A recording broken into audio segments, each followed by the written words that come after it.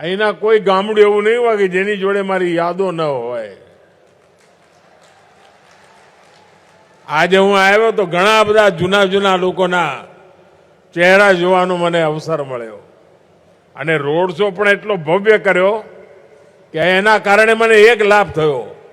ખૂબ મોટી સંખ્યામાં જૂના લોકોને જાણે દૂરથી પણ મળવાનો મને મોકો મળી ગયો. અને જ્યારે હું સંગઠનનું કામ કરતો હતો ત્યારે તો હું ખૂબ અહીંયા ફર્યો છું, સ્કૂટર પર આંટા મારતો, આપ સૌને મળવાનો મોકો મળતો. અને આપણા ઉત્તર ગુજરાતમાં આવીએ એટલે માતાઓ બહેનો સરસ મજાના રોટલા ટીપીને ખવડાવે. બાજરીના રોટલા, ઘી, ગોળ,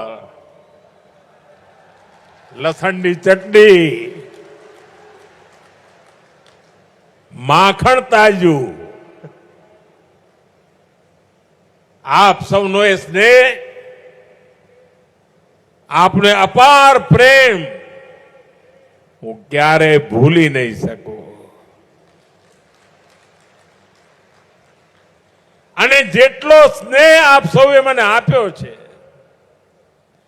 પરિવારના એક દીકરાની જેમ જેમ મોટો કર્યો છે મને, અને એટલે જ્યાં છું ત્યાંથી આપના સ્નેહને વિકાસ કરીને વ્યાજ સહિત ચૂકવવાની મહેનત કરું છું. અહીં સંગઠનના અનેક જૂના જૂના કાર્યકર્તાઓ છે જેમણે દિવસ રાત એમની સાથે મને કામ કરવાનો અવસર મળ્યો છે.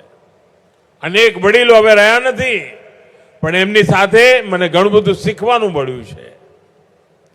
એવા બધા સાથીઓ આજે ભાજપના કાર્યકર્તાઓની એક નવી પેઢી આખી મારી સામે છે.